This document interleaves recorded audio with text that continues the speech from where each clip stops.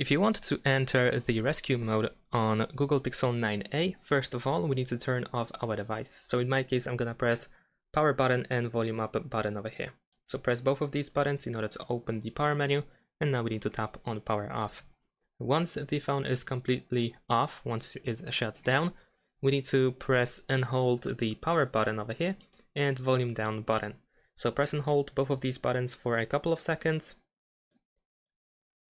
Let's give it another try. Until you see the fast boot. There we go, now we can release both buttons. Over here we can use volume up and down in order to change the option that we have over here. So let's search for rescue mode, and then we can press this power button over here in order to confirm our choice. Now the device will restart, and soon after that we should see the no command Android logo. So in that case we need to press and hold the power button, and then once you're holding it, press volume up. And there we go, now we are in the rescue mode. And that's pretty much it. If you are wondering how to exit it, most likely you just need to wait a couple of minutes for the timeout. Unfortunately, if you try to restart the phone or something, most likely you will just go back into this mode.